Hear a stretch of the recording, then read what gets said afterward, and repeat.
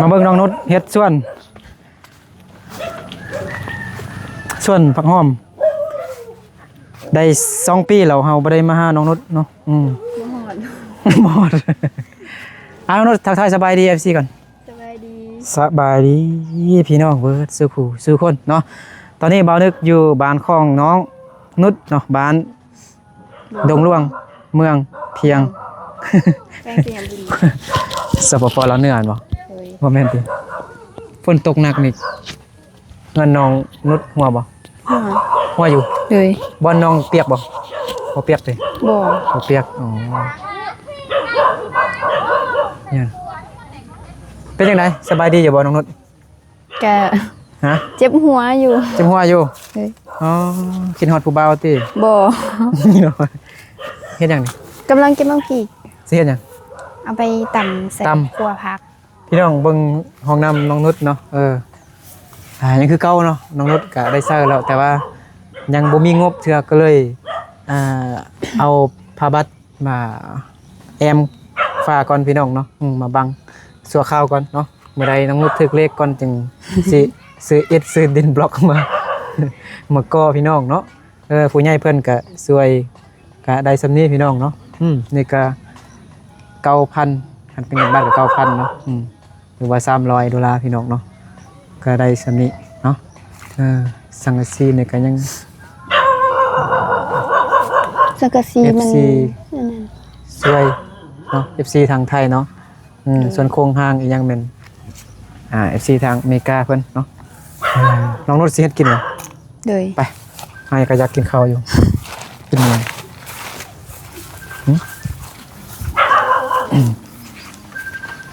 เฮ็ดยังกินน่ะไว้ครัวพักสบายดี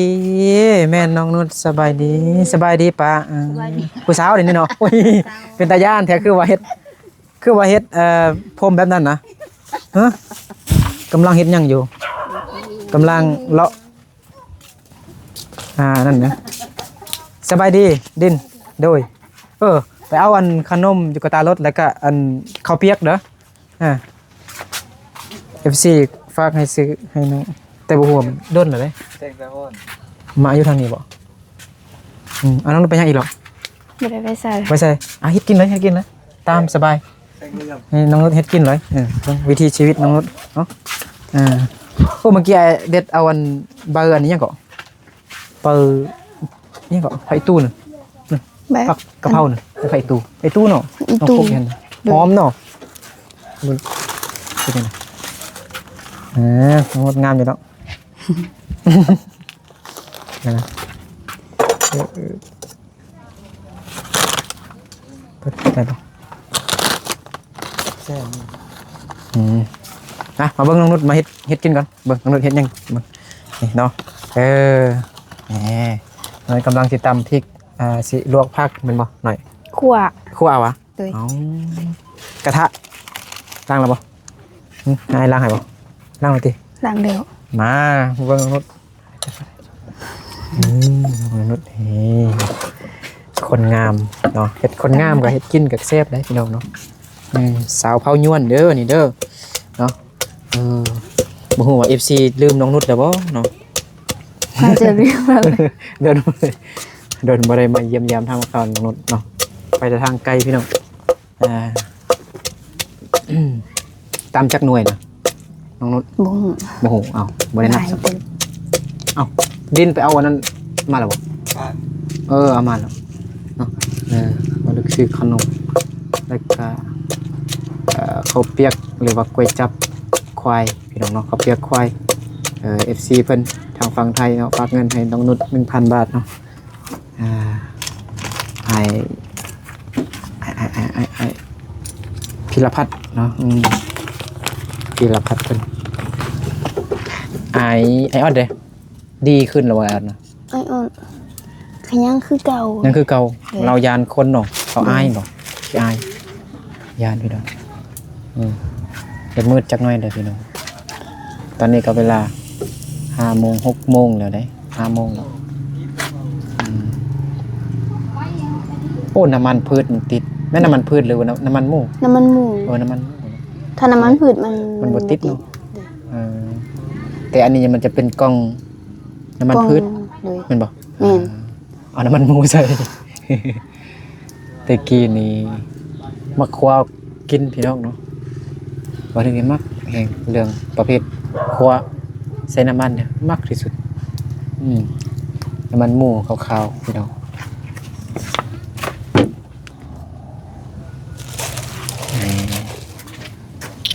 ปุ๊บ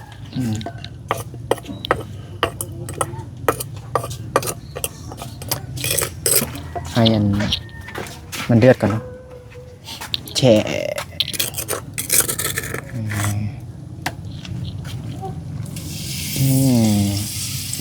หอมสุดเสือบดใส่อัน บ่ได้ใส่ รสดี ห บ่ อมบ่ได้ใส่หอมเทียม แล้วก็อันเทียมบดเป็นหยังตัดเอาไอ้กินมาบ่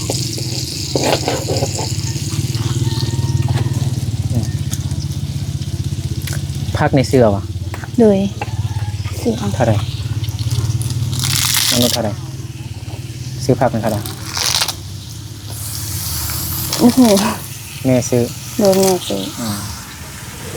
แม่น้ำลดมีเงินหลายเดี๋ยวเนาะ บ่ ปฏิเสธบอกไปไว้โบ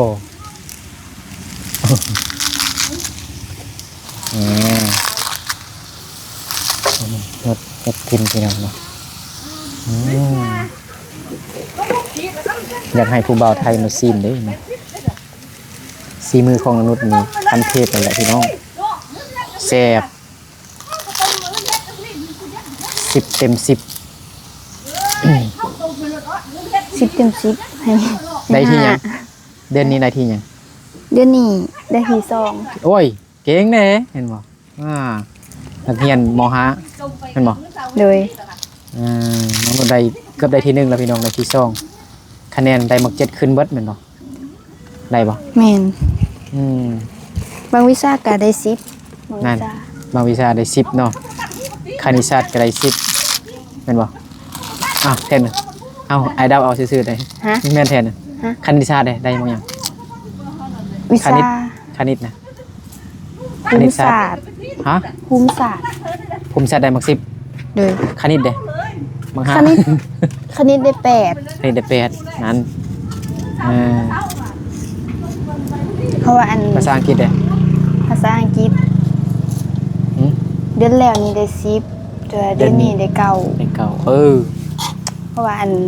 น้องเอาอันคะแนนส่วนรวมเด้ อ่า เฮ็ดกิจกรรม มีกิจกรรมเนาะ เลย ขึ้นกระดานไปแก้เลขไปอ่านภาษาอังกฤษ1 2 3 4 5 6 7 8 9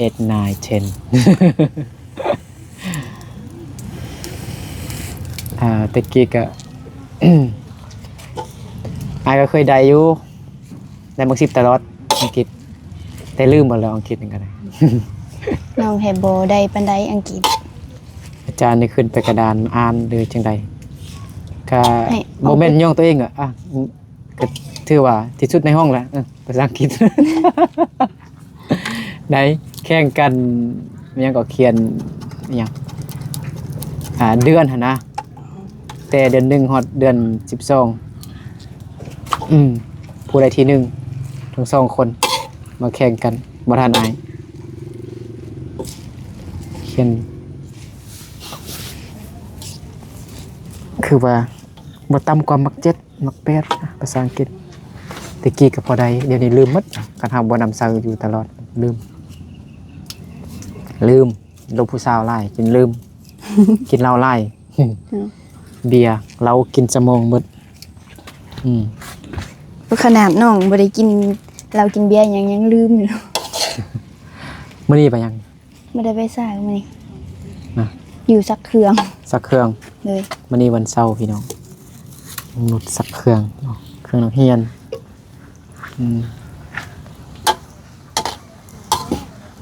ต้องได้ทาพ่อก่อนเนาะบ่ เลย ถึงกินข้าวเนาะเฮ็ด ต้องได้ ให้พระ ทาคอก่อน เมื่อกี้ไอ้โทรหาเห็นบ่ เห็นแต่ว่ามันทำบ่ได้ ครับบ่ได้ครับมันกำลังเสื่อมต่อเป็นหยัง บ่มีเน็ต บ่มีเน็ตแต่รักเก่าแม่นบ่ แม่น รักเก่าในเซตไหนแต่ว่าโทรบ่ได้ บ่ได้ เบิ่งหนังก็บ่ได้เบิ่ง YouTube ก็บ่ได้แต่เซตอยู่ใน Messenger ได้เซตอยู่ใน WhatsApp บ่ได้แม่นบ่ บ่ได้ มีแต่ Messenger อย่างเดียว จะสัตว์ใดพี่น้องเนาะ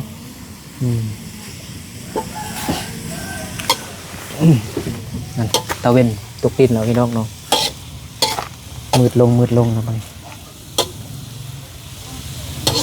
น่าทานจังเลยนี่ปลาตอกมะไข่ใส่บ่มีสื่อ น้องนุ่นบ่มีเงินซื้อ เลย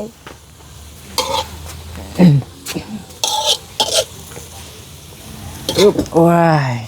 โอ้แมวน้องนุชพี่น้องแมวตัวใหญ่เดี๋ยวดินั่นคือว่าตัวน้อยอยู่มันบอก แม่นมันกินหลาย แค่เดือน2 เดือนสิน้องนุชเอาเข้าให้มันกินลายพี่น้องเนาะน้องนุชยังชื่อกินข้าวบ่ ฮะ ยังชื่อกินข้าวนะ เลย เดี๋ยวนี้ยังจักโลนะ มันเดี๋ยวนี้แต่บ่มีจักโลแหละ อ้าวกินยังจังนะกินผักละล้าเนี่ย มื้อเช้า มื้อเช้าพอไปเอาเขาไปซื้อเอาข้าวเจ้ามาต้ม เอาสิข้าวเจ้าเอาได้หลายพี่น้องเนาะสิข้าวเหนียวกับมันได้น้อยฮะนะงบกับบ่หลายฮะ ว่าซื้อข้าวเจ้าก็คือเก่า คือเก่า เลย อยู่หม้อหน่อยดิแม่นหยังข้าวเจ้าบ่เต็มหม้อเลยวะ เต็ม ว้าว บ่เต็มปานใด มึงไอ้เปิดได้บ่ ได้เบิ่งได้ บ้าโชว์พี่น้องเนาะเต็มหม้อเลยนี่เดี๋ยวหม้อมันยังหนึ่งนะซีน บ่ งัวเหมือนนะ โอเค กินไปซีนควายซีนงัว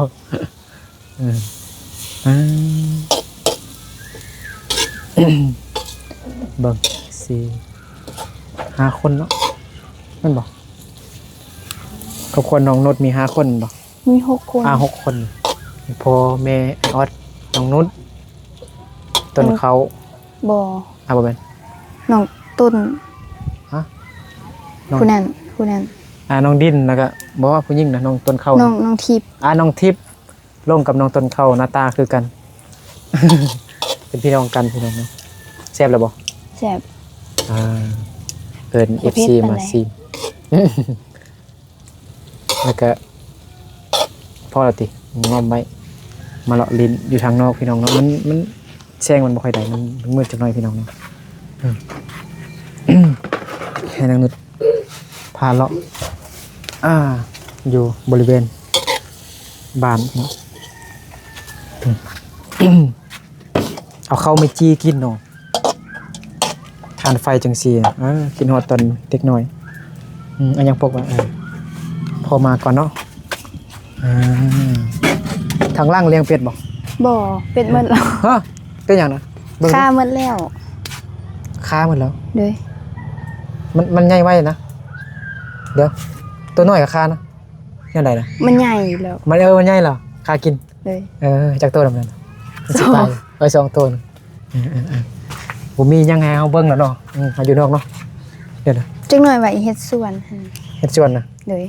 ส่วนปลูกผักมันบอก เลย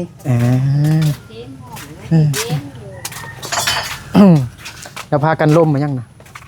กันเล่น ผู้สาว2 คนนี่นะงามเลยน้องนุชมานั่งอยู่นอกกัน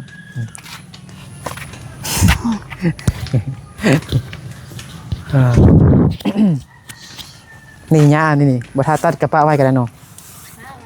มันบ่เปื้อนน่ะนะเนี่ยน้องนุชก็ตัดหญ้าเก่งๆพี่น้องเห็นบ่ เอาเขียวตัดเอา น้องนุชเอาเขี้ยวตัดเอาฮะอยู่ทางนี้อยู่ทางนี้ระวังมดกัดได้น้องนุชคือมันนั่นนี่เล็กไอ้เราจะไปกินยัง เดี๋ยวเบิ่งเขาเอามายังพุ่นน่ะ ติ๊กพัก ไปเบิ่งพักน้องนุชไป โลกก็ได้ ไปเก็บผักให้นู่นให้หมู่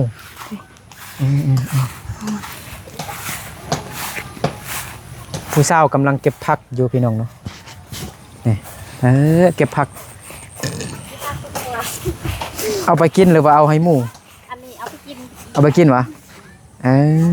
เธอผู้สาวเด้อพี่น้องเด้อนี่เด้อ ยังบ่มีแฟนเถอะโสด 100% สูตรเด้อ โสดเด้อ โสดเด้อนี่นะนี่ ไผอยากจีบได้เนาะ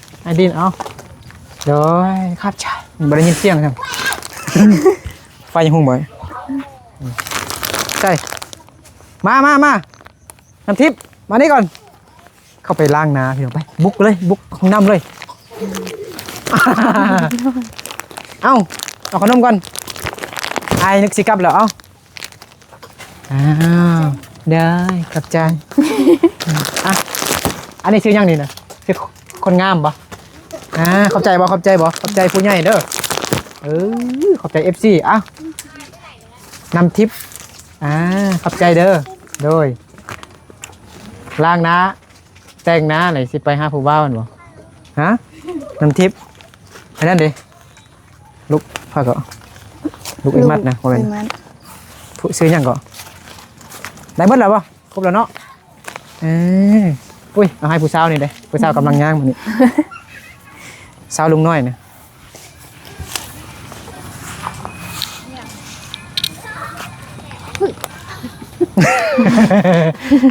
สบายดีเป็นดินนะมาให้เงาปากเลยฮะเขาบอกกะมาขนมอ่ะ กะแท้ไปเลย มา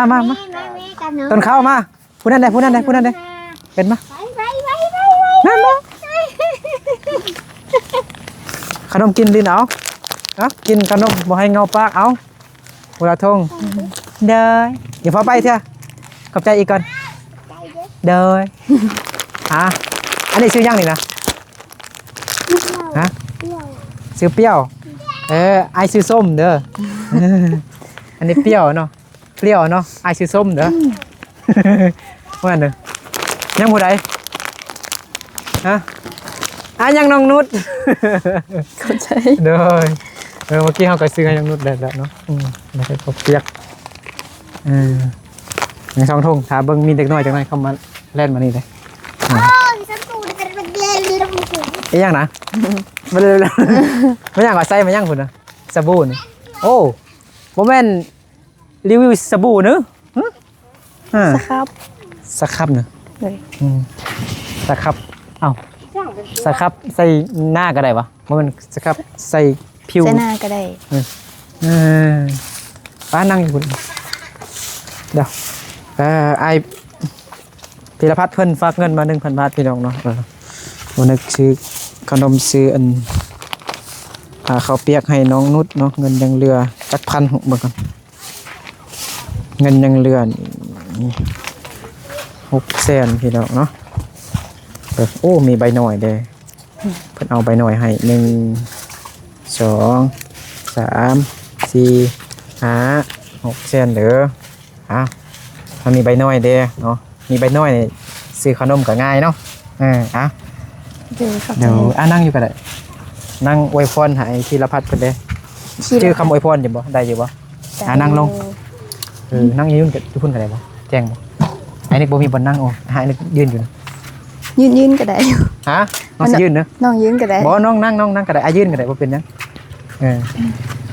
เอาอวยพรให้ผู้ใหญ่เพิ่นเนาะขอบใจฮิรหัสได้เด้อที่ส่งเงินมาให้น้องนุชขอให้ฮิรหัสจงมีสุขภาพแข็งแรงปราศจาก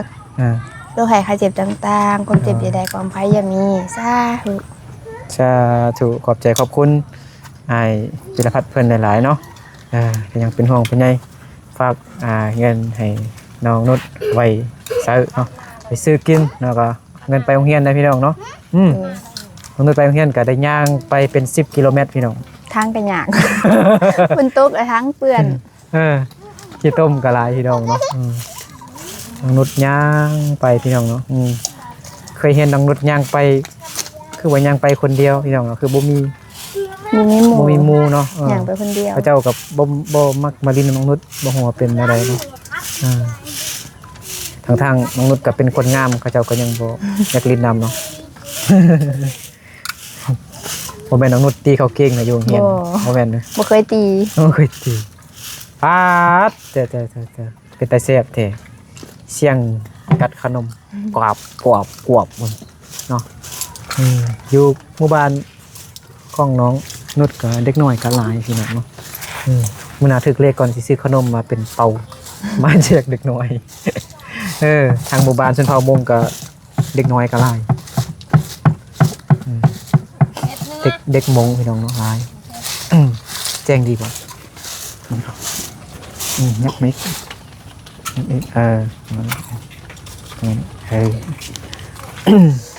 อุ้ยหมดอันนี้กัดเจ็บไปตรงนู้นระวังเลย เจ็บ เป็นตุ้มเลยแหละมันกัดนะอยู่เงินพุ่นก็บ่ได้แซ่บบ่เด็กน้อยกินขนม อันนี้ใส่ไว้เฮ็ดหยังนะ เท่าไหร่ เป็นไปพุ่นดดอกไม้หั่นน่ะเอาไป เอาใส่ นิบ วันศิล แนบ มือวันศิลเอา เมื่อวันสิ้นก็เอามาไว้เนาะเอาอันนี้เป็นฮีทของชนเผ่ายวนเฮาเนาะแม่นบ่ แม่น บ่แม่นว่าบ่แม่นใส่ยันอันมีคนเสียชีวิตบ่บ่แม่น บ่ ถ้ามีคนเสียชีวิตเด้เอาต้องได้ใส่บ่ บ่ได้ใส่ ได้ใส่เนาะคนมุ่งเนี่ยเขาใส่กันชนเผ่าปลายชนเผ่าอายนี่มันเอาอันเอาน้ำมาเน็บไว้ประตูเข้าบ้านประตูเข้าเงินพี่น้องแต่ละชนเผ่านับคือกันเนาะศาสนาบ่คือกันน้องนุชนับถือศาสนาหยัง ศาสนาพุทธ พูดว่า เลย อายนับถือศาสนาพี่ยานวัด ไปวัดละโตหอนตอนมีแสงแดดหลาย น้องก็คือกัน ๆโมเป็นแนวอื่นจนแดดฮอนเลยเพื่อนน้องนุชเนี่ยได้20 กว่าปีแล้วบ่ เลย เป็นไงบ่ แม่ ฮอดบ่ฮอดอยู่บ่20 ปี ฮอด ฮอดอยู่ เลย น้องนุชเกิดแล้วบ่เกิดถึงตอนมีเงินหลังนี่นะ เกิดแล้ว เกิดแล้วตอนน้อยๆบ่ น่าจะยังบ่เกิด บ่เกิดเลยเนอะถือว่าโดนพี่น้องเนาะแข็งแรงดี แล้วได้แป้งย่างมาได้แล้ว แปลงแต่ลังคากับฟ้าหน่อยหนึง นะ เปลี่ยนเสาเปลี่ยนไม้ ออกมานอกกันแหละมาเบิ่งเฮือนน้องนุชเนาะความเก่าแก่เนาะเป็นธรรมชาติคลาสสิกพี่น้องเนาะธรรมชาติแห่งเนาะก็บ่มีลายล่างนะครับมีแต่เพื่อนน้องนุชแล้วก็น้องพ่องนะครับเพื่อนผู้ใดเด้อเพื่อนเขาประสุกเนาะของเพื่อนประสุกก็เป็นธรรมชาติแห่งเพราะว่ามันคล้ายๆแบบเฮือนเผ่าบลูบ่เผ่าบลูหรือว่าชนเผ่ามงแต่ว่าพื้นยกสูงเนาะเฮือนประสุกถ้าแม่นคนมงเนี่ยเขาจะเฮ็ดเฮือนติดกับดินเนาะโอ้ยขี้เนื้อเดี๋ยวหั่นน่ะไปอุ้มขี้เนื้อแล้วบัดนี้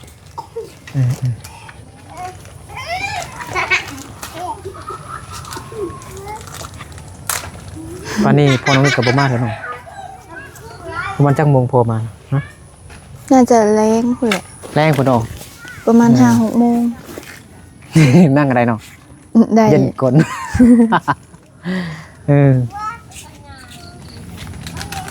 บ่ทัดตัดสั้นกันนี่บ่ทัดตัดต่ำกันเลยนะมันบ่เปื้อนนะเวลาฝนตกมันคันมันบ่มีหญ้าแล้วมันฝนตกแล้วมันเป็นขี้ต้มภาษาไทยขี้ต้มว่าจังได๋ฮู้บ่ฮู้บ่ฮะ โอ้โห เขาเอิ้นหยังว่าโคลนต้มมันบ่โคลนหรือโคลน แม่นโคน โคลนหรือโคลน โคลน โคลน เลย อ้าวสาวน้อยนี่จอบเบิ่งเฮาอยู่ก็เฮ็ดหยังเนาะเมื่อกี้ก็เอาขนมให้แล้วเนาะ เลย ซื้อหยังก็เปรี้ยวเนาะ ต้นข้าว บ่แม่นพวกคิวทิพย์นั่นบ่เปรี้ยวนะเปรี้ยว นี่เปรี้ยว เปรี้ยว ภาษาไทยเปรี้ยวใช่มั้ยภาษาลาวเป็นส้มแม่นบ่ แม่น น้องนุชนี่เก่งภาษาไทยเด้อพี่น้องเนาะเป็นต้นคือมะม่วง มะม่วงมะม่วง มะม่วง มะม่วงขนุน มักมีเนาะมักมีขนุนนี่ไปหักมันแล้วหักงามันจนหักแม่นบ่ ฮะ น้องนุชหักนะ บ่ อุ้ยมืดสิคำเลยพี่น้องเนาะบ่นึกก็ยังบ่ทันได้ตัดต่อวิดีโอเด้อเดี๋ยวสิอำลาพาจากน้องนุชก่อนเนาะเดือนหน้าเขาจึงมาเล่นน้องนุช โดนแท้นี่ เนาะน้องนุชอายุ16ปีเห็นบ่ 15ฮะ15อยู่ เลย 15อยู่มห้าบ่พอดีจบม7พอดี17ปีเห็นบ่อ๋อตัวที่15เนี่ย บ่ได้ตัว 15เฮ้ ง่าย14 ไอ้ก็เอาได้เลย14 เอาปีนตัวเลขก็เป็น41 MC ที่เข้ามาใหม่อาจจะยังบ่ทันฮู้น้องนุชเนาะน้องนุชอายุ15ปียังเข้าเรียนอยู่ม5เนี่ยอีกตึม2ปีก็จบมัธยมเนาะตอนปลายน้องนุชก็สิไปเรียนครูบ่ถ้ามีงบถ้ามีเงินเนาะแม่นบ่ เลย ตอนแรกๆแม่น้องนุชว่าอยากไปเป็นตำรวจบ่น้องนุชสูงเลยพี่น้องสูง ก็คือว่าน้องสูงกว่า นึก สูงเนาะบ่ไปสูงเบิ่งดูตากล้อง ซ้ำกันหรือว่า สำคัญหรือว่าน้องนุชสูงฮะ จะสูงกว่านั้น อันนึกสูงกว่า สูงกว่าน้อยนึงหั่นบ่น้อยนึงซื่อๆเนาะ1.57 บ่อ้ายนะ1.57 56 8นี่บ่ นี่แม่น นั่นเหรอ 52 แม่นแม่น1.57 8น้องนุชก็ต้องสูงประมาณ1.52 แม่น52 นะ เลย เท่หรอนะอ๋อคือว่าสูงอยู่นะง่ายแค่ ใส่ คื เกื อ อบ ว่า1.58นี่นะโอเคเนาะเดี๋ยวไอ้กลับก่อนนะน้องนุช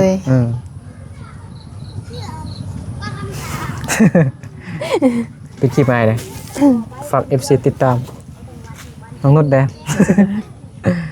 อายุดีไม่แห้งวันสุขสุขคนพี่น้องเนาะเดี๋ยวเบานึกกับน้องนุชขอลาตัวไปก่อนเนาะแล้วพอกันในคลิปต่อไปเด้อไปพี่น้องเนาะไปน้องนุช สบายดี ไปสบายดีพี่น้องเนาะไปบ๊ายบาย